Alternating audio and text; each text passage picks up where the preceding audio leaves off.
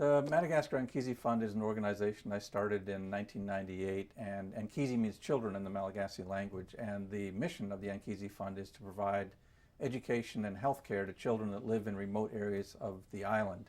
We originally started work in Madagascar on a scientific project, to find fossils from the age of dinosaurs, and this started in 1993, and frankly we stumbled across a motherlode of great fossils, just extraordinary dinosaurs, mammals, birds, frogs, lizards, snakes, everything, just exquisitely preserved, and scientifically it couldn't be a more exciting project for us.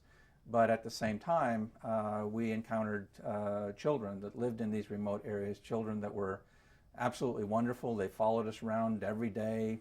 And so finally we started to ask them, it is a Monday, it's a Wednesday, it's a Thursday, why aren't you in school?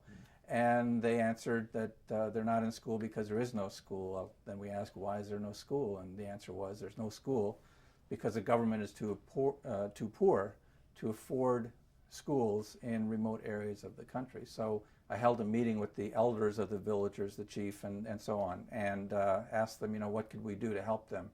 And they said the most crucial thing for them is to get an education for their children, because none of the adults in that community could read and write. How can we possibly start a school? And they said, how much does it cost to hire a teacher, for instance? And they said that it costs about $500 a year. So that was a no-brainer. I went back to camp, we raised $500, and we started a school by hiring our first teacher for a full year. And we came back a couple years later and realized that it was working very well, the children were getting an education, but that we really needed to do more.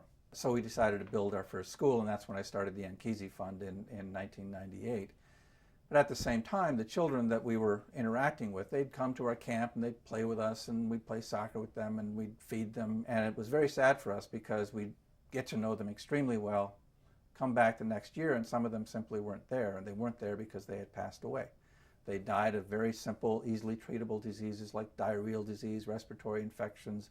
Malaria is a big killer in Madagascar. And so being that my position here is in the School of Medicine, and that I teach in the School of Dental Medicine as well, I have access to doctors and dentists and obviously students as well. And so one thing led to another, and we started to lead medical and especially dental teams to Madagascar, and we've been doing that for quite some time.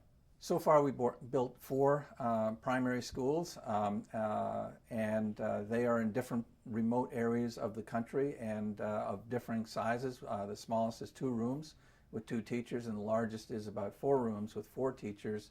And that large school has 320 children going to it. We're about to build our 5th school, and we're very excited about that school because that school will not only be a primary school, but it'll serve as a secondary school as well. So children that go beyond 5th grade will be able to go. What we're trying to do is serve these children that live in the middle of nowhere and have no opportunities if they don't get an education. And what education does, amongst many other things, is that now some of these, like 5th graders that we have educated, can now read some of the government documents that have been sent around to the communities, but the older people couldn't read.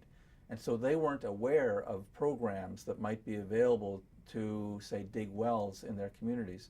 As far as Stony Brook University is concerned, it also is rewarding in the sense that we provide opportunities to medical students and dental students to go on these trips, and I ask the students to basically do a little evaluation after they come back, and the single word that's used in every one of those evaluations is life-changing. For many of them, it opens up whole new worlds to them, and some of them change their careers. Some of them do, instead of just, for instance, a dentistry degree, they might do a Master's of Public Health degree. It really is life-changing for them, and it's very rewarding for me to see that all go on.